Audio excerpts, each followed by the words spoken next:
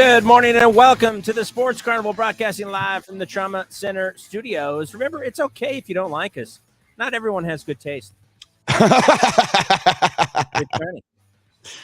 Oh, well said, Chad. Well said. You know, that's exactly how I feel. So I appreciate you just going ahead and being earnest and honest and just right out there with everybody. Top of the morning, broadcasting live from the Trauma Center studios from coast to coast. Wherever you are and however it is that you may be checking into the program today, we're really glad that you are doing so. A lot of ground to cover this morning, Chad. There is not really an update on Damar Hamlin that we can give you, but we do have a lot to cover in the NBA. Giannis did something last night that he has never done and has joined some really exclusive company. We've got a poll question to that end, Chad. I want to get our audience members to take the temperature of the current MVP race. We've got University of Wisconsin lacrosse Eagles basketball tipping off conference play in earnest tonight versus Platteville at 7 p.m. over at Mitchell Hall. We'll talk to head coach Kent Dernbach at 8:30. And then we've got to start looking at, as tragic as Monday Night Football was, we have to start looking at this weekend's games from a betting perspective. And if you're new to the program, perhaps you haven't participated with us in any meaningful way, BetUS is the official sports betting outlet of the show. And if you go to betus.com.pa and you create an account, it's going to be really easy, a couple of step process. You're going to be asked a couple of times to enter a promo code, or how did you hear about us? Carnival. Okay. That's all you have to do is put in Carnival, a free 125% deposit match in your sportsbook wallet. Chad, there are a couple of NFL games in week 18 that I think pose some interesting value. And one of them has to do actually with the Bills taking on the Patriots. So I want to talk about that as the show progresses on. But, you know, to Damar Hamlin real quick, we don't have many updates. I know that we spent all of yesterday doing a show on Damar Hamlin, as I think that we should, and I'm glad that we did, but there's really nothing that we can say about it at this point, right? Like, what happened. He's in critical condition. It's tragic. But we need to navigate on because we've only got this 1 hour. So I was talking to some folks yesterday, and I'd love to continue the conversation, but we don't know anymore. So there's not really anything else to share with you right now. It does seem that he's getting a little bit better, but he's still in critical condition. We don't know. Yeah, and it looks like the NFL has moved on with this week. Obviously, they're not going to replay that game this week. They came out and said that. Right. When they'll replay it, they haven't decided. So that's the only other news that we know of. Joey Miller checking in this morning saying, "Morning, guys. Thoughts on going to a Bucs game this year at some point?" He's asking you because I can't go. Okay, which is unfortunate because you'd love it. It's such an easy drive from La Crosse down to Milwaukee, Chad. It's one freeway, the 90, which is like 8 lanes fully open. There's never a traffic jam. It's so beautiful. It's like the easiest place to get to in the entire world. Joey, I love this idea. What do we think about this? Because I'd been noodling on something along these lines for a while. We used to do these bus trips when I was over at the other place, and people would buy tickets aboard the bus trip. So we'd cover the bus, we'd cover the cost to go to the game. Do you think that we should put something like that together? Because that's something that if we get enough people to do and they're interested in doing it, we can pull off. It doesn't have to be a big bus. It can be a short bus, which I think probably fits the Sports Carnival even a little bit better, right? There are short buses that we can take to Milwaukee. And I think that if there is a will, there is a way. So I tell you, Joey, let's get the P1s going. Let's find out where this is at. And if we've got enough people that want to go and we can pull it off, I'll call Lamer's Bus Lines, talk to our good buddy Dan, the driver, and we'll get there. Jim is saying Bucks and 6. I don't know if he means Bucks and 6. He's already got him in the playoffs. He's already got him winning the championship. So Brandon Jennings, former Bucks player. You remember Brandon Jennings scored a bunch of points when he was young, flamed out early. Brandon Jennings created this Bucks and 6 mantra when the Bucks were in the championship a couple of seasons ago, and it has become a Milwaukee/Wisconsin saying. It's on hats, it's on shirts, it's on everything. When Brandon Jennings goes to games now, people forget that he was a player. They know him from creating the phrase and now the meme, Bucks and 6. Joey Miller says, how about January 25th? It looks like the Bucks are going to take on the Nuggets. No, can't do it because Joey, I'm moving on the 20th of the month. All right, so I've got movers coming. It's a great game. Can't pull that off. There's too much other stuff going out. We're going to have to look, guys, for something in probably closer to April, March, April, end of the season is what I'm thinking. And you know what makes that even better is the playoff implications will be even greater. The intensity will be ratcheted up to a crescendo that it's just not at right now, pre-All-Star game. the intensity won't be the same. Jason P1 Breacher's like, short bus? I'm in. We know you are. Are you kidding me? You're like fucking the captain of the short bus, bro. Yes, of course. So what is that? What'd you say that drive was to Milwaukee? 3 hours. Oh, that's nothing. It's easy. And it's one freeway. There's 8,465 quick trips on the way, which all have great bathrooms. There's no inconvenience on the way to Milwaukee. It's simply one of the most pleasant, for getting to a big city, one of the most pleasant drives that I've ever taken part in. Now, conversely, Green Bay, which is a much quainter, quieter, more pristine, picturesque little town in certain ways, is one of the most daunting drives that you'll ever take, especially when you get with a bunch of people that want to drink like fish and have nowhere to piss. That becomes an issue. And back county roads don't take kindly to people pulling out and pissing on those deers that are like sitting out in lawns for what reason, I'm not entirely sure. Where you guys have like gnomes in lawns, we have a lot of deer in lawns, just deer scattered everywhere. So when somebody walks out like Woody and just starts urinating all over somebody's, like fake deer or something, it really just doesn't land. In Milwaukee, people are pissing on the streets probably all the time. So it's not as big of a deal. But getting down to Green Bay, different scenario. What about Rob Dog's suggestion? Bucks Celtics March 30th. That's now that would be a game. Fucking get behind. That's what I'm talking about, Rob Dog. That's a great game. Great time frame, right? Yes, that will work for you as far as your schedule. And then playoff implications. Does it get much better than that? No, because the Bucks and the Celtics, this is what happens to great teams. And I love that we're actually getting that segue, because we're going to take a quick break. The Bucks and Celtics did two things quite opposite last night. Yes, they did. So when we come back, we'll go ahead and tell you what that was. And we'll introduce this morning's poll question. Don't forget, UWL head men's basketball coach Ken Dernbach will be joining the Sports Carnival at 8:30 this morning. Stay tuned. What can I say? The Recovery Room on 7th and Mississippi Street is not only my favorite bar in all of downtown La Crosse, Wisconsin, it's my favorite restaurant in all of downtown La Crosse, Wisconsin.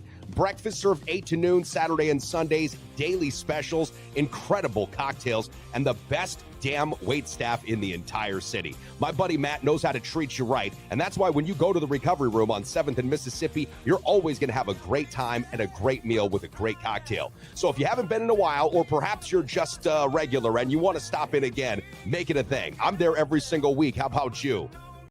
Do you have a wedding, anniversary party, or bat mitzvah coming up in your life? Then you need Hey Duda DJ Services, featuring Neil Duda, the Midwest Eminem. No doubt about it, I'm hammered, and that's every day. Brains are cloudy, dog. Dropping sick beats while you enjoy your treats.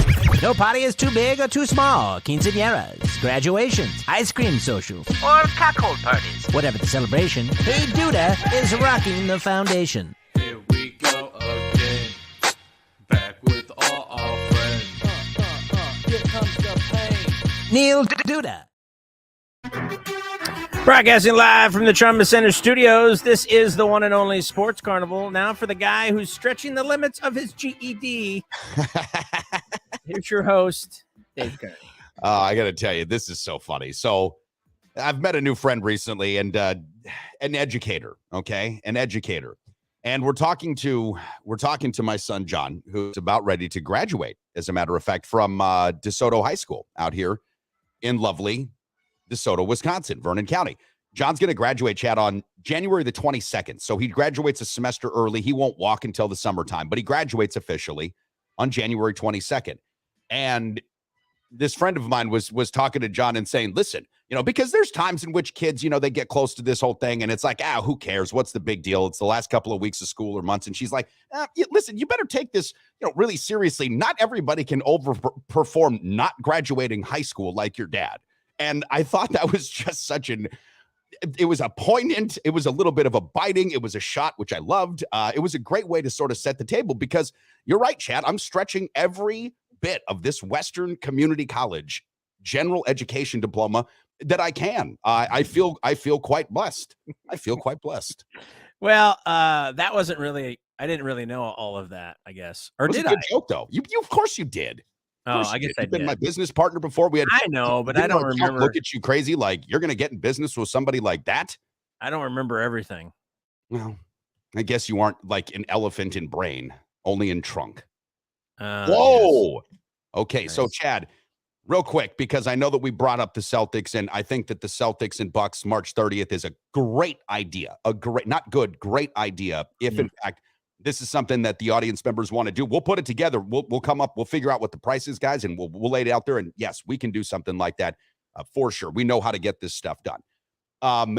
Jason Tatum and the Celtics got like historically rolled last night by the Oklahoma City Thunder. So the Oklahoma City Thunder, for those that don't know, used to be the Seattle Supersonics. Okay. The Seattle Supersonics actually drafted Kevin Durant. Yeah. And moved down to Oklahoma City Thunder, where they drafted Russell Westbrook the next year. He was the Thunder's, I think, first draft pick, and then they got James Harden a couple of years later. Point is, last night, the Oklahoma City Thunder scored, Chad, 150 points on the Boston Celtics, who apparently found it quite, a bad idea to play defense against these guys. Josh Giddey went off. They didn't, and the Thunder didn't have Shai Gilgeous-Alexander, who was their best player by far. The Celtics just got epically rolled. So I said the Celtics and Bucks, two different things. Yeah, because the Bucks didn't roll the Wizards like the Celtics got rolled, but they did beat, Chad, the Washington Wizards last night, 123-113. And Giannis Antetokounmpo did something that he has not done in his career: score 55 points, dropped a double nickel last night against these Washington Wizards, who again beat up on the Bucks when they were shorthanded a couple of days back. And we talked about that coming into the week. The Wizards made messy. I think Kyle Kuzma got a triple-double out of the whole thing. Well, Giannis was back on the floor, and it felt like watching the game a bit last night, Chad, that he was very, very concerned about that Wizards win and was very interested in making quite a spectacle of Kristaps Porzingis and, well, basically all of the Wizards defenders. The Wizards did stuff that has seemingly worked in the past. Build these walls, set up three guys, sort of coming down the lane. Giannis has gotten so good with every one of his moves now. 1-2 Euro step and a George Gervin finger roll from the free throw line as he takes off. And the players literally look at themselves like, what are we supposed to do about that? What are we supposed to do about that? There's nothing to do about that. The guy is unstoppable. Now, here's another thing. There's only been one player in NBA history, Shaquille O'Neal, Chad, to score more points in a game without hitting a three-pointer than Giannis. 61 was Shaquille's career high. He did that on his birthday against the Clippers years ago. Giannis becomes the second highest scorer in the history of the game without hitting a single three-pointer. I mean, wrap your mind around that. Now, they didn't have three-pointers when he was playing, so it doesn't count the same. But in the era in which the three-point mark has been there, nobody has scored more without hitting a three other than Shaq and now Giannis. Well, and there's some parallels there, right? I mean, as far as being able to dominate like they both, like Shaq could and like Giannis does now, especially in the paint. And I agree with you. Some of those, well, I mean, I think they're lenient with traveling because and they call it Euro step, but I mean, to me, that used to be called traveling back in the day. Well, you know what? Is he taking two steps though? Well, you play within the rules, so I'm not criticizing him, but yes, those moves that he makes, those Euro step, the finger rolls, the up and unders, all of the things that he can do, the fact that he can take it and create his own shot off the dribble he's just at another level. I mean, you can't deny as the older I get, and I'm an old head, obviously, right? And so I always think back and I always reference old players. It doesn't make, I mean, clearly these guys are better. They have to be better. That's what we do. We progress. They work on different parts of their game. They have different fitness regimens. They have different, skills regimens, all these different things that all of these players do. This is all they do. This is it. They don't concentrate on anything else. They play basketball. These guys are better. I mean, there's not a guy that I can think of in the past that could do things like Giannis can do. There's just, not that I can think of. On a complete level, I can't think of it either, because what we're talking about are things that are generally reserved for you're really good at one or the other, defense or offense. Yeah. Right? We've had really great defensive players and we've had really great offensive players, and say what we will about Hakeem, because his game was so much different. He was a back to the basket player, which isn't really a thing anymore because of the analytics and the 3-point line, right? We've got guys that can play back to the basket, but that used to be a job. You run to the post. That's what you do. I haven't seen anybody do anything quite like Giannis either. I don't know, like we talked about before, that other guys, if we would give them all today's science and technology and training and that, they couldn't have done it, but it's hard to know because it's in a vacuum, right? I don't know that I've seen anybody do this either. And that's why Chad, this morning's poll question, because we've been seeing historic nights. Last night, Donovan Mitchell, or not last night, 2 nights ago, he scored 71. We have seen Rick Hamilton mentioned to us a couple of times on our Facebook group page, Chad, that 40 seems to be like the new NBA norm, which, listen, we're seeing an explosion of like really high numbers because there are some great players. So I want to get this question out there, and we've talked about this before, but I think as the season progresses, it becomes more interesting. Of the 4 top by odds, anyways, favorites right now, these are according to Vegas odds. Of the top 4 by odds guys, Chad, right now to win the NBA MVP, who do you think should get it? Luka's getting 50% of the vote on our Twitter feed at the Sports Carney. Giannis with 25, Tatum and Jokic 12.5 apiece. Looking at our Facebook group page, we've got Jason Tatum coming in with 12 points, Giannis at 44, Luka 33, Nikola at 11%. So a little bit of regional bias here probably on the Facebook group page. But what are your thoughts? Because, you know, this is a close race right now. The Nuggets are creeping up. The Dallas Mavericks are starting to make a play. Of course, you've got the Celtics. They're still the best team in the NBA record-wise. Where's your vote? Yeah, it vacillates. It just depends on the night, right? I mean, I think 2 nights ago, I would have probably said Luka is going to be in the lead. A week ago, I was on the Jason Tatum Giannis bandwagon. After last night, I think Giannis pulls ahead a little bit. When you have these historic nights, I think, you know, as we've said before, there's a narrative that there's a body of work, but some of these, you know, unbelievable games, the more of those unbelievable games that sports writers can think back to, the more that adds to your ability to win that award. And when we look at what Luka has done, you know, over a 5-game span, scoring over 50 points 3 times, had a 60-plus point triple-double, I think he has the more of the oh wow games. But when we look at Giannis is probably the most consistent. And then last night was an oh wow game for him. Maybe one of the first oh wow games that I can remember this year. More oh wow than his normal oh wows, which is hard for him because he set the bar so high. So right now, I mean, I could. The cool thing about this, the answer really could be any of those guys, and you're not gonna really slide anybody because all of them currently right now are having great games. I think Tatum has fallen off just a smidge, mainly because the Celtics are in the shithole right now for whatever reason, and after last night, that doesn't help. And obviously, team success has a lot to do with this as well. Sure. But if you had to press me right now, I'm going to say Luka just because of that 5-game span that he just had. Yeah, I think that's probably right now closer to the right answer than further away. Jeff Schneider, Schneider Tax and Accounting, by the way, says Giannis should score 50 on Porzingis every time they play the guy's a statue. I agree. I think it's interesting because that's how quickly narratives change. He was the GOAT or in waiting, right? They called him the unicorn, right? It was Kristaps Porzingis. Yeah. The unicorn. I should call him the uniform. Looking at this run here for Giannis, and this is why I think this is an interesting question today, because Luka has had a historic 5-game streak, and that's where Donovan Mitchell's 71 kind of even pales in comparison to Luka's 60, 20, and 11. Right? Like that's something else.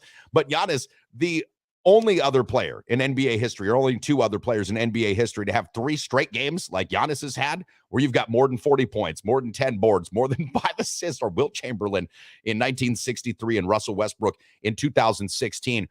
The NBA, and I know that not everybody is a huge fan of the NBA, and they love college basketball for reasons that are, listen, something that we won't get into today, in my estimation, for a lot of different reasons. But the NBA has just gotten so much, as you've mentioned, so much more skilled. And what we're seeing from these guys, especially with the change in the defense, which I actually think causes more injuries. We talked about this the other day, and you said that, you know, guys are getting injured less because of the way that they're defending now. I think that guys driving into the lane gets them injured more. 7-footers are still 7-footers, right? When you could hand check somebody at the 3-point line, they're not going to the hoop as much. So you don't get certain kinds of collisions the same that you might have back in the old days. But, you know, you look at the company that Giannis is in right now, and it's magnificent. It really is. The way that these NBA players are playing. Nikola Jokic, the other one, that I don't know if he'll be able to win a 3rd straight MVP just because of the narrative, is still averaging nearly a triple-double. I mean, 25, 11, and like 9.8 assists or something. The guy is ridiculous. And this is amongst Jason Tatum, Nikola Jokic, and or Luka Doncic, excuse me, and Giannis makes for just some really interesting storylines. Another guy that you got to throw in there, I mean, maybe a dark horse at this point, but because his team's doing so well, would be No, Kevin Durant. Kevin Durant's having a pretty good year. Listen, they're on a 12-game heater. He's averaging 36 and 5.5 right now. But I think 5.5. The advantage that Giannis has is that, he's going to be all-team defense and all-team offense. He plays both sides of the ball to the highest level possible, which should be taken into account. We all get mesmerized by offense, and that, rightfully so. That's why we like to watch. We don't necessarily like watching guys steal balls and block balls as much as we like watching them dunk and shoot 3-pointers. That sounded weird, but you know what I mean. A lot of balls. It's a lot of balls, a lot of ball talk early in the morning. But, if you're looking at it from that point of view, then again, I go back to what I said before, which would be Giannis and Tatum. I think Giannis and Tatum are the two that probably are the most deserving of it. But again, and I'm not saying that Luka and Kevin Durant are horrible defenders, but they're not as good of defenders. And I think that, that's where Luka struggles, where Giannis is really only his weakness is maybe shooting, could be better. Sure. Which it's getting better. Sure. But I think that's where Luka falls short, but his offense is so amazing. The things he does on the offensive side of it in this historic 5-game stretch. Again, you have to think like a writer. That's what writers are thinking about. That's what the storylines they're looking for. And not to mention, we talked about this early on. They've been talking about Luka being MVP since, the season was over with. As soon as the finals was over with, they're like, well, watch out for Luka next year. Well, he was the odds-on MVP favorite to start last season as well, though, too. And when they didn't end up going quite as far, or they did go quite far in the playoffs. But what I'm saying, when they didn't have the team success in the regular season, that changed that narrative. I do think that Luka so not to say that Jason Tatum isn't a fantastic talent too, because he really is. But what I'm going to say about Luka's rebounding is that there are players in the Hall of Fame for rebounding, right? Like Dennis Rodman's in the Hall of Fame for grabbing rebounds. And so when Luka's got the ability to stack up double-digit rebounds on a nightly basis, even though he might not be considered an elite defender, being an elite rebounder, though, still does give you, it gives you a sort of edge. And this is why Nikola Jokic, as much as I don't think that he has a realistic shot to win a third straight MVP, I don't think it's completely without merit because of the fact that the guy dominates the rebound portion of that game as well as he does the passing aspect and his offense, his scoring isn't necessarily a tertiary aspect because he's their highest scorer, but still in all, what he does passing that basketball is phenomenal. And the fact that he's also a good rebounder, I think really hurts. One thing I also wanted to talk about here while we were talking about potential MVP candidates is somebody who we had mentioned, not really in any serious contention at the time, but somebody who could become a potential candidate for MVP, Zion Williamson, bro. He's going to be out for another 3 weeks minimum. And I love Zion. I do. I mean, I think he's a fun player. I think it's a fun story. Kind of reminds me of Charles Barkley in some ways, right? Mm-hmm. Barkley did get control of that weight pretty early because those dudes back in the day just shamed him like thinner was the winner. And Dr. J, I think, and Bobby Jones and probably Moses Malone is the one that, there you go. Yeah. Moses Malone shamed Charles Barkley into eating less. Okay. So Zion, I don't think that it's not that he's not going to have a great career, but when I saw a stat about 3 or 4 days ago, he had played 26 games this season. That was the second most games he had played ever in an NBA season so far. The dude's been in the league for 4 years. He's already on his second contract coming up at the beginning of next season. Staying healthy isn't known to be Zion's strong suit. I just wonder, Chad, if a player like Zion, as dynamic as they are, as crushingly dominant as they are when they get on the court, I just wonder if a guy like Zion's going to be able to hold up, man, because 82 regular season games, the back-to-backs, the travel, the impact, the leverage that these guys are using now, because look at the explosion. Like in the 1980s, we wouldn't have seen Fatty McFatty Fat doing all these kinds of crazy windmill dunks, and Zion can do that stuff. It's a different world now, and I just don't know if his body's going to be able to hold with that torque that he puts on it, man, because he is kind of like a football player out there. Wow, I wish I was as fat as Zion because I don't find him fat at all, but I know what you mean. Comparative to NBA players. Well, Joe's checking in. NBA defense optional. I miss Bill Laimbeer, #old. Yeah, Bill Laimbeer, that's him and Rick Mahorn. That wasn't really defense. That was just street violence. Yes, That was street violence. Those guys were, I mean, that's the way they played, and that's what the way they thought. And everybody had that kind of guy on their team. I remember for the Celtics, it was Greg Kite. It was like, yes, Greg Kite. Good if Magic needed to get fouled or Worthy needed to get fouled, they tap Greg on the shoulder and go hack that bastard. And he'd go out and hack them, and he'd use all 6 fouls, and that's the way they used to play. They don't really play that way anymore. And obviously, the reason why they do that, the league wants it that way because they're trying to sell tickets. They're trying to get TV contracts, and people want to watch offense. It's cool when you see a game 150-1, whatever. That's like, wow, those guys didn't mess around. Obviously, they didn't play defense, but at least I got to see a lot of hoops. But see, this is where I find it interesting, okay? Because I did a deep dive on a program a year or two ago when we were in the midst of the coronavirus and I had nothing else to do. But let's look at NBA scoring, okay?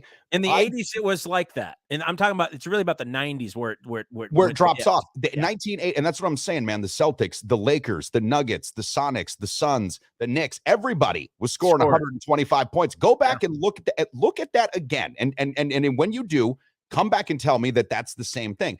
What really happened was, and this is why I can't, in certain cases, stand to watch college basketball until you get good shooters going. And that's why I love UWL, because these guys are full of good shooters. And we'll talk to Kent Dernbach, head coach, coming up at about 8:30 this morning, Chad. But I can't stand to watch guys for 40 minutes stand around and miss 15-foot jump shots. Like, it bothers me to no end. And we can say what we want about defense, passing the ball for 24 seconds and shooting it by the last guy that touches the ball at the 30th second of a shot clock. That's not defense. That's called you can't score. And we know you can't score. And that's what happens. When the Wisconsin Badgers had a talent on the floor like Johnny Davis, top 10 NBA draft pick, guess what they did? Give this guy, go get buckets, baby, because they didn't have to pass the ball around the perimeter 75 times before the last open white dude took a shot, right? Like, that wasn't what had to happen. There are things about college basketball I love. I love the crowds. I love the energy. But the idea that the NBA is defense optional, that's not really the case. They just changed defensive rules, much like the NFL. I saw Lawrence Taylor on the field before that Bills-Bengals game, sadly, the other night. Ask Lawrence Taylor if defense is optional in the NFL, right? Like, is defense optional in the NFL now? Do we not like the Green Bay Packers version of defense because it doesn't do what the defenses of, I don't know, the 1970s Pittsburgh Steelers or Minnesota Vikings would? Like, somebody hasn't come up and cleated another player yet this game. So perhaps they're not playing good enough defense. And what about baseball? Defense optional. Fucking players can't even hit the ball where people aren't. And that's their job. Their only job is hit baseball. They leave a whole field open. Like, Ted Williams is rolling over in his grave right now. Like, are you kidding me? You're going to give me a free pass to hit wherever you want and nobody's going to be over there? Like, Kirby Puckett could still see pitches now. Okay, like, wow. Yeah, wow. That's what I'm talking about. This is sports. I mean, it's just sport. The only sport that's probably not different because we don't know about it is soccer, and that's just because we don't know what we're talking. Yeah, I have no idea how much soccer has changed, and I don't care. I won't take the time to watch it or understand it. No, I agree with you. I mean, most of the time, though, you have to say most of the time the adjustments that they make in the rules are to benefit the offense. Of course. But that just makes sense from a marketing standpoint. You got to remember, this is a business. First of all, it's a kid's game. All of these are just children's games that they've, very craftively, turned into a very lucrative business. And they want to make sure that that business prospers. And again, it's about selling tickets in stadiums and it's about TV revenue. So ultimately, rule changes are always going to benefit the offense because that's what people come to pay to watch, especially the casual fan. Now, hardcore fans, that may be different, right? Somebody that's an X's and O's person that really understands whatever game it is, they may be like, well, I wish they, played a little better defense. But the casual fan, they don't give a shit. No, and I would say this for my friends in the NHL, which isn't going to happen, but I would say that if you widen that net by Ted Williams is frozen. He put his head in one of those things. I only know that because The Simpsons taught me that. Yeah. I saw that once on a Simpsons. Walt Disney and Ted Williams both have cryogenically frozen heads. Good Lord, what if they bring back Walt Disney? Oh man. All right. So we don't even go there. I was going to say that'd be something that I don't even need to talk about or touch. Listen, the game's changed. That's what we do. But I told the NHL players, and they laughed at this, make that net a whole lot wider. Let's see some games, 10, 12, right? You start giving people 10 to 12 games of hockey, maybe widen the arena rinks, because I know that takes away a few fans. But you look at Olympic hockey and how that game flows and just what it does and the smoothness of it. Man, put a bigger net. You've got all sorts of fans, because we want to see scoring. It's really hard to buy into, 2-1, 1-1. Now, for those that go and love NHL hockey, and I do too, you don't really care, because it's as an intense of a game as you'll ever see up close and personal.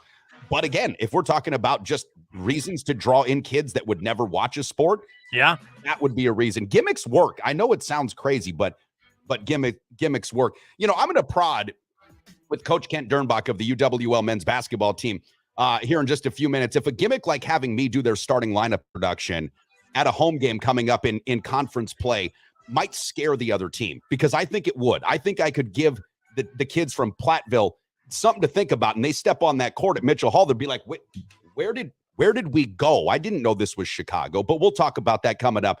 Coach Kent Dernbach, UWL men's basketball team, joins us after this break. Stick around.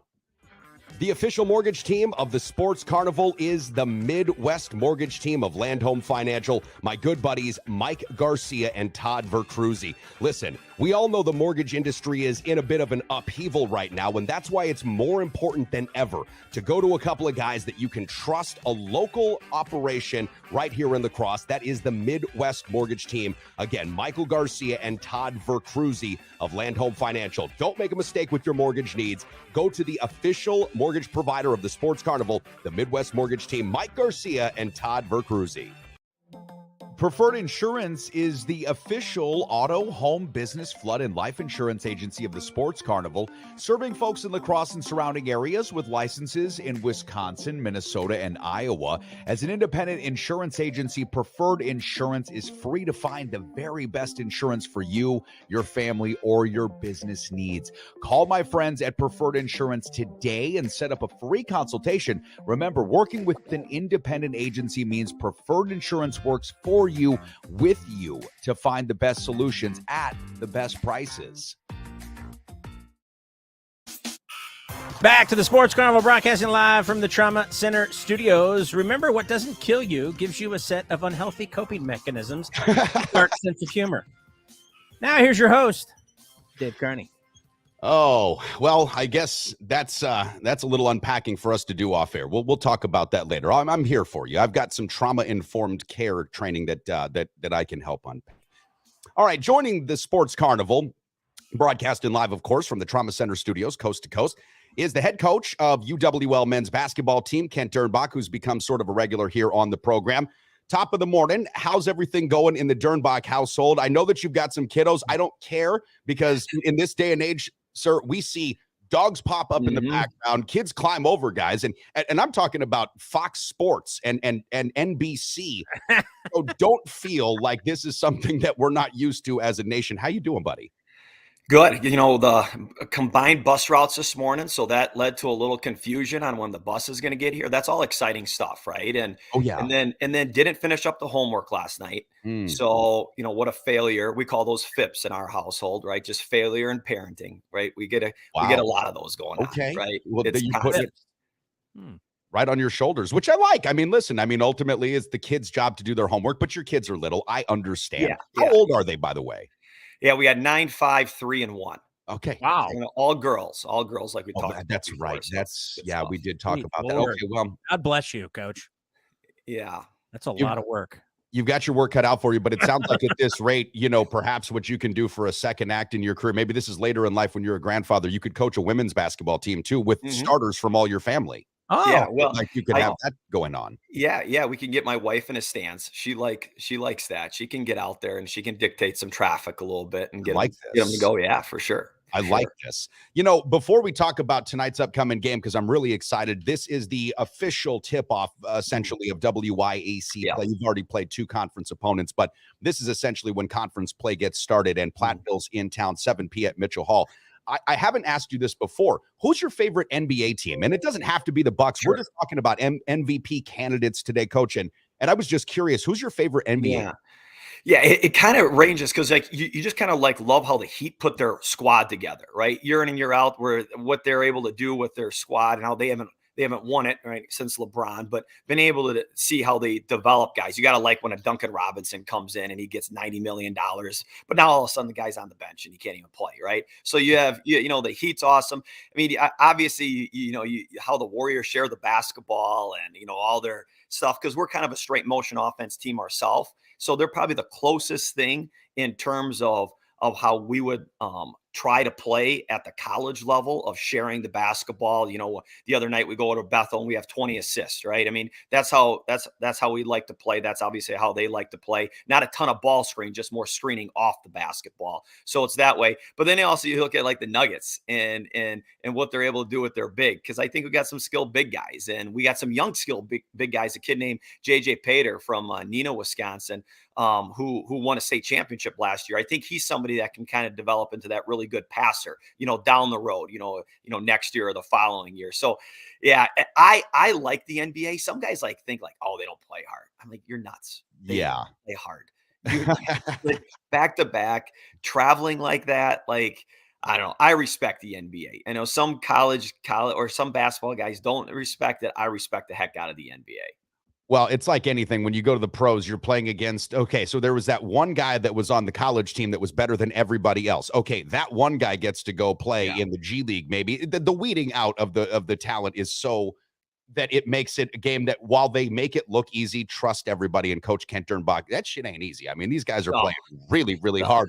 And when you're that tall and that athletic, it's incredible. It's incredible. You go to an NBA and you just see the size of these guys. But then, I mean, you get like Giannis's quote last night or 2 days ago, where he wants to be boring. I love this. I mean, that is awesome. Isn't that awesome? We say it all the time, like good things repeat themselves. If you have a right-hand jump hook, go to the right-hand jump hook every single time. There's no reason to go to anything else, right? Because you're scoring on it. Good things repeat themselves. And, when he's making things like, I just want to be boring, that's awesome, isn't it? I love it.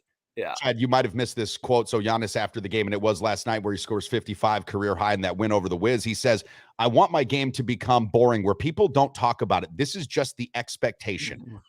Because he's had these 3 40-plus point games in a row. He just wants to be so dominant that we just tune him out, because we know that on any given night he's dropping 40 and 10. And the fact that he says greatness doesn't sleep either. I love that too. That reminds me of earlier in the season, they were talking to him and he said that he considered himself a role player, Coach, which blew my mind. We're talking about the best guy in the NBA, or one of the best guys in the NBA. He actually mentally thinks he's a role player. Imagine coaching a guy like that, having all of that talent, and yet he's willing to be, quote unquote, a role player.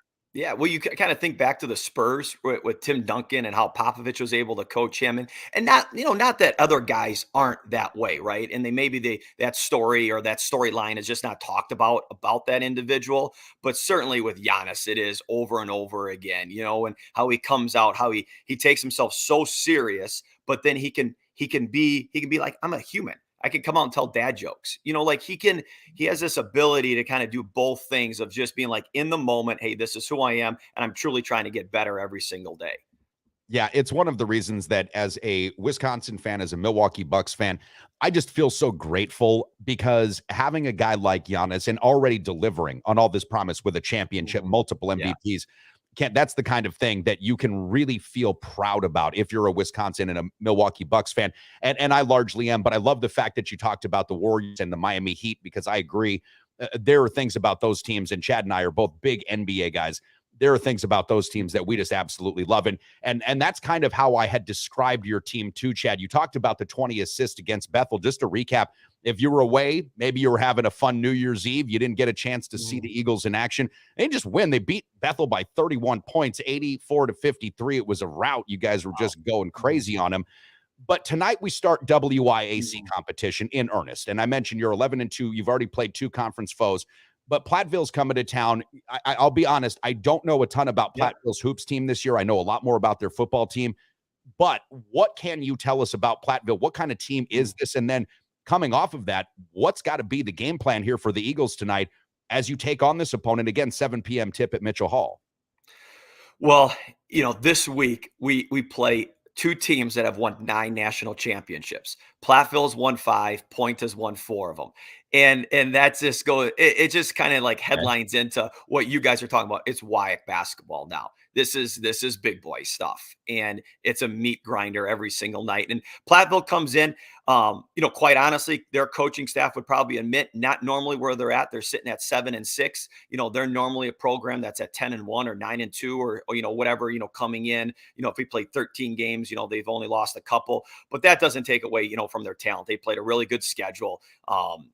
With it, they have a kid that's going to, probably finish, top 3, top 4, or maybe even higher than that in the player of the year rankings, and a kid named Pearson from the east side of the state, that can score it. They got some shooters around it. They got some size, some depth. It's everything that you'd expect from a program that's won 5 national championships, right? And they're a swing offense, so they're able to grind you down. It's not exactly Wisconsin. It's probably Wisconsin a little bit earlier, and maybe Bull Ryan's initial days there, sure, with it.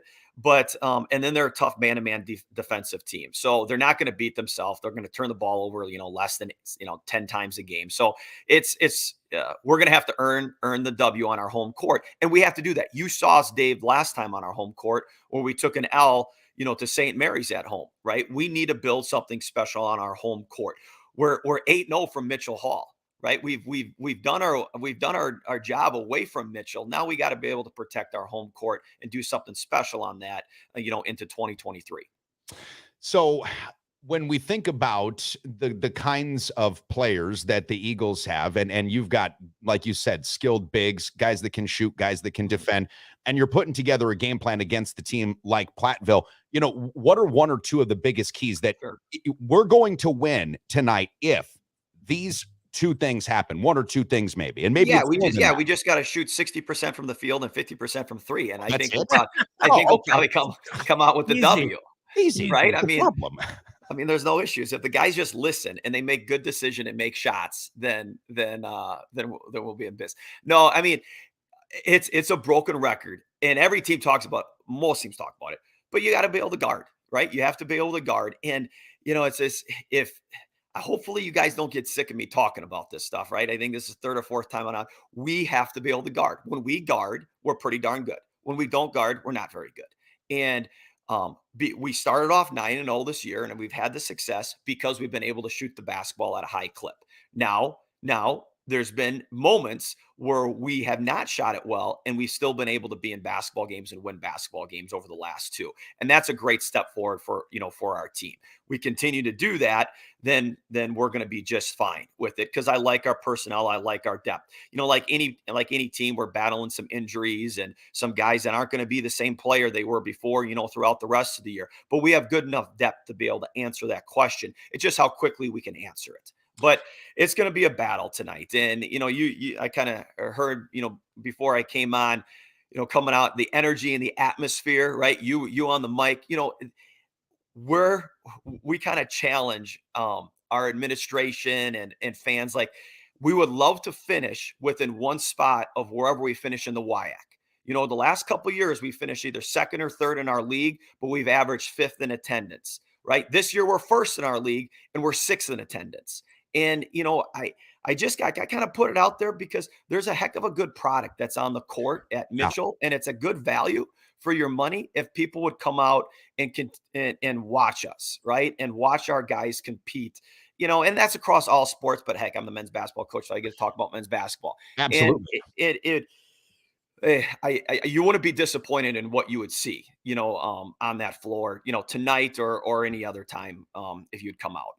And Chad, I would love it if you could show our audience that is watching and not listening to us the breakdown, because the Eagles have 2 games coming up this week, tipping off tonight. WIAC play against Platteville, but you guys will be back on the court. I believe it's on Saturday, and we'll have that up here in just a second. But I will attest to the quality of basketball that's out there, because I'm a huge basketball fan, but what I really enjoy is hard competition, high-level shot making, and just, well-coached teams. And that's what I saw when I saw you and St. Mary's. Chad, there were explosive dunks coming out of both of these teams. You've got guys rolling to the rim. good shooter. See, one thing that I can't really stand is watching everybody miss 15-foot jumpers. I mean, after a while, that gets a little tiring, and we've got to see the ball go in the basket. But this is the kind of team, the Eagles, that is going to give you a lot of excitement. And here's something else to take into consideration. When it gets to be kind of a mixed wintry condition outside, it's really nice to be inside and watching these games inside of Mitchell Hall, getting some popcorn, having some fun with your friends and family. Hey, maybe start over at the Nest and then come over to Mitchell Hall and watch the game. It's a simple little walk. I agree. We need to pump this up. And that's why we want to keep having you on here, because this is really good stuff. So we have tonight against Platteville. That's going to be at home. Then you go on the road to Stevens Point. Give us just a little bit on what Stevens Point is as well, so we can preview that. Yeah, well, they're a national championship program who I would argue is coached by the best coach in the league, right? Okay. And I'm fine with saying that. It is what it is, right? Bob Semling's won 4 national titles. He's 2 as assistant, 2 as a head coach, and their fan base and quant. I mean, it was a gym up until a few years ago, Dave and Chad, that UW lacrosse didn't lost 20 straight times. Wow. For 20 straight years, we weren't able to go in there and get one. So, going back over there, how challenging that is to win on the road, but specifically to win in quant. But again, another team that's not going to beat themselves, man-to-man defense, motion offense. It's a place that I had the opportunity, and I'm lucky enough to develop under Coach Sem, for 6 years as an assistant coach. And we basically have kind of taken that style of play and then, brought it to lacrosse. And some people are like, you kind of make it your own. We kind of just replicated it, to the best of our ability. And there's nothing wrong with that. I'm okay admitting it. So it's going to be another great battle, over there. A team that has a lot of pride, bunch of guys back from last year, and it'll be good basketball again. Well, I tell you what, I've got some friends from Stevens Point, and I haven't been to Stevens Point before, but I've heard it's a really fun place to kind of go. And at some point, maybe after you beat these guys this upcoming Saturday, we'll go back next year or the year after, whenever you play them again at Stevens Point as a collective, and then see what that whole thing is like. Really fun having you on this morning, Coach Kent Dernbach. I'm excited about tonight's game. 7 p.m. Mitchell Hall, Platteville comes to town. Again, this is the tip-off in earnest of Wyatt competition. Look forward to catching up with you next week, and good luck tonight, man. Yeah. Thanks, Dave. Thanks, Chad. Have a great week. Go Eagles. See ya. Now more than ever, if you're looking to buy or sell your first home, or perhaps an investment property, you need a full-time dedicated real estate agent who is up to date on all the latest trends and analysis and is ready to give you the kind of service that you deserve. That's why the official real estate agent and the official real estate partner of the Sports Carnival is Kyle Cable of One Trust Real Estate. Whether you're looking to buy or sell your first home, or perhaps you are a seasoned investor, call the official real estate agent partner of the Sports Carnival, Kyle Cable of One Trust Real Estate. Hi, I'm Irene, and I care about you. That's why I started Care Packages by Irene, or CPBI. At CPBI, we have a wide range of care packages, from I care about you but don't get too clingy, to I'm completely obsessed with you and you should probably get a restraining order, and everything in between. Because it's CPBI, if you care, we care. Visit us online at carepackagesbyirene.org.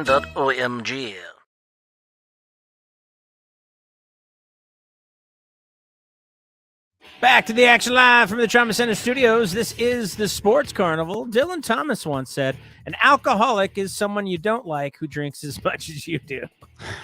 What a great quote. Here's your host, Dave Carney. Oh, man. All right. Our statistician here, Mike Byers, is checking in. And Mike, part of the Errors and Omissions Commission, Chad, says, FYI, the title of the show states 1-3-23, but it's 1-4-23.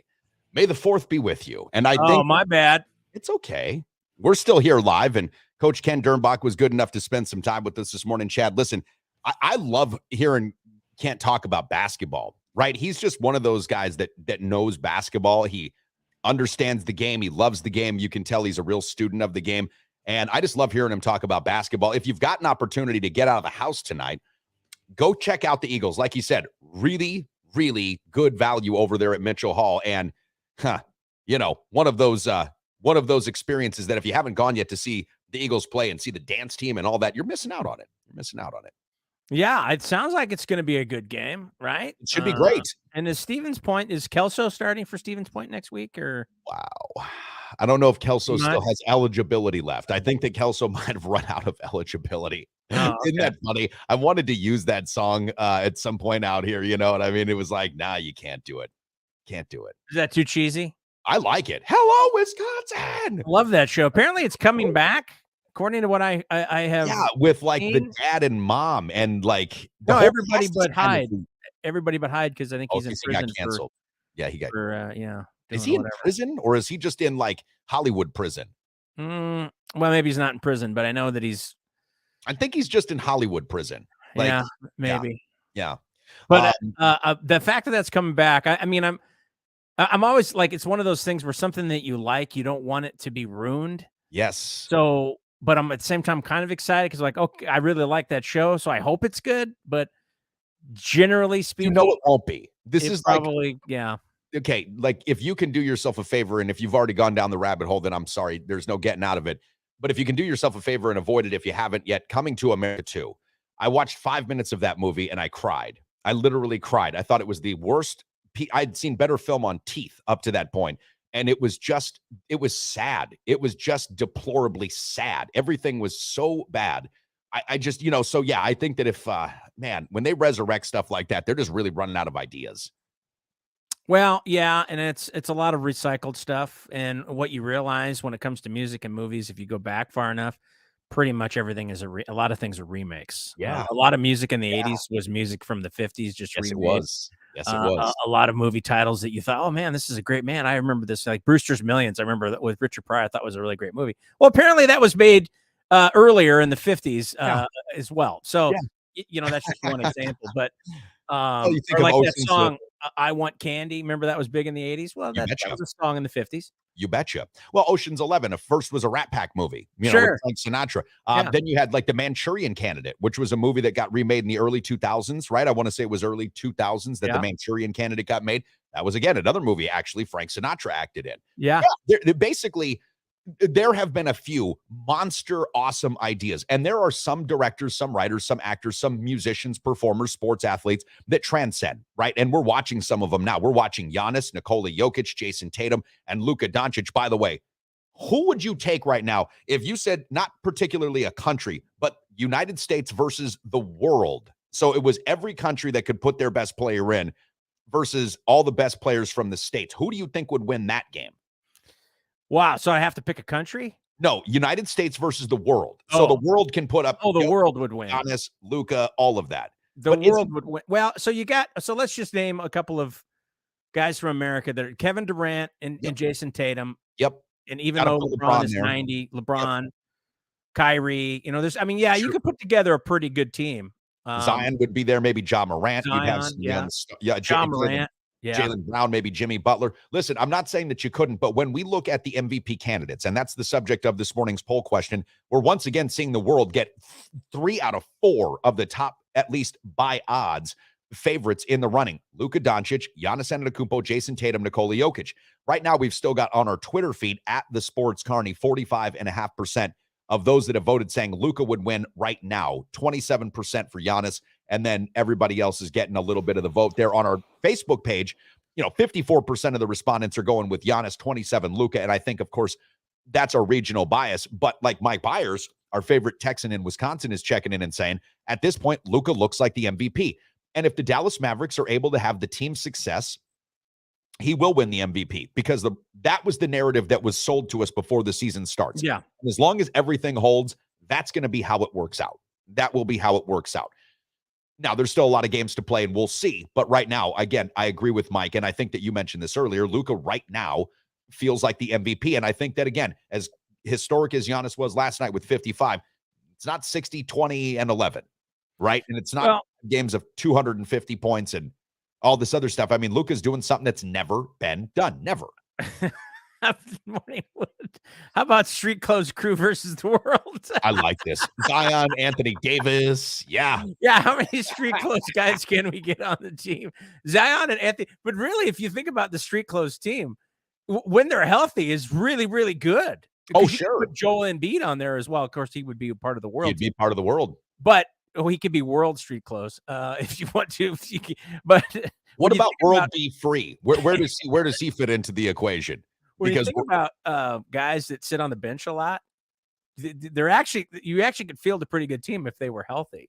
Sure. I think the good thing about our poll question today in talking about this is it's really good for the league when you have almost nightly somebody new that you think, you know what I mean? It sounds like we're a little bit Sybil, right? Or we're just like constantly all over the place and all of these different opinions and different personalities. But I think that shows the strength of the league, that night after night, it's somebody new steps up and drops 55 or 71 or, a 60-point triple-double. And you're like, oh, no, he's MVP. And then Giannis last night. Nope, it's Giannis. And then who knows tonight or the next night it's somebody else. That's a good thing for the league. And it's a great thing if you're a NBA basketball fan, which you and I are, because you have that parity. You don't know from night after night who's going to be the best, what team's going to win. They're scoring a lot of points. It's fun to watch. There's great highlights. These guys can it's not just a dunk league anymore. There's great passing. There's great shooting. There's great defense. It's a healthy league. It really is. And the other thing that makes it a healthy league worldwide, and this could be, a reason why the NBA doesn't seemingly, get distressed about the fact that their ratings might not be what they were in the 1980s or 90s when there were fewer choices and things. 3 of the 4 guys in our top MVP candidates right now, and then you've got the Embiids, are foreigners. And what I'm saying about this is that in all of those countries, you have developed extreme NBA fans. And so the NBA, as opposed to the NFL, where everybody is largely American-born, sure, the NBA has fans across the globe. Also, it's a much easier game to pick up and play with yourself. You don't need 5 guys. You can just go out there and throw a ball against a wall if you want. If you're Larry Bird, you can play it up against the back of a fucking barn, right? So the game is easier to pick up than others with the equipment. But the fact that you've got these guys from all over the world making not just impacts, it's not like just there's Peja Stojakovic and, Drazen Petrovic was good for a moment, and Detlef Schrempf. Those guys were fantastic. But now it's on the nightly. The best players in the game are largely from the world. And that's like what Jeremy P12 Foreman was putting up there. This is a very healthy league right now.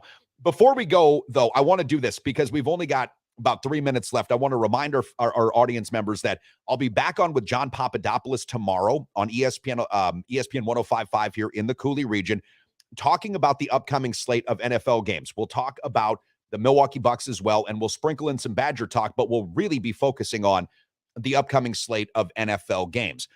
And before we talk about those briefly, I do want to thank our tremendous supporters of the program, Kyle Cable of One Trust Real Estate. We've mentioned the Recovery Room, the power behind the Trauma Center Studios, our friends over at Preferred Insurance, home, business, auto, flood insurance, Tony and Brian, there to help you out downtown La Crosse. Mike Garcia, Todd Vercruzzi at the Midwest Mortgage Team, Sean O'Neill and the O'Neill Law Firm, and of course, Joe Sampson and Helping Hands Landscaping. Guys, thank you very, very much. Very much.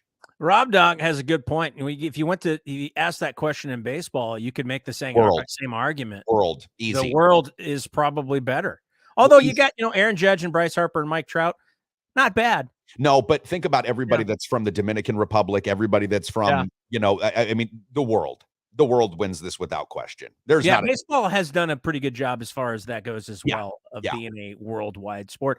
And obviously the NFL is working on that. They are. They made big strides in playing their games in Mexico City and London and in Germany and things like that. So, which I'm not always I wasn't a huge fan of initially, but now I don't mind as much. Yeah. No, I think it worked out great. I loved seeing the stadium atmosphere in Germany and in England. And the fact that out here, it doesn't, it starts at whatever, I think 8:30 or 9:30 in the morning. It's not too hardcore. Out on the West Coast, I mean, you're getting up at 5 in the morning for it. So nuts to that. All right, listen, there are a couple of games this upcoming week that I just want to touch on. NFL betting is something that Chad and I do love. We love basketball, but we love betting on NFL football. And if you go to BetUS, use that promo code Carnival, get yourself hooked up with that free 125% deposit match. A few games have enormous impacts. Jacksonville, Tennessee. Jacksonville 6.5-point favorite at home. The winner of this game clinches the division. I have heard the Titans are playing Josh Dobbs. So they're going to the third string quarterback, total 39.5. Jacksonville minus 6.5 points. I'm laying it. Jacksonville wins this game. They're getting 64% of the money. They're going to cover this spread easy. Yeah, I like that pick. I like that pick. We've got the Bengals -6.5 versus the Ravens. The Bengals, of course, just getting over what happened the other night. I think that they'll be geared up to go because they need to lay the wood, and this is a big-time divisional matchup. Baltimore still without Lamar Jackson. I think the Bengals cover that spread pretty easy.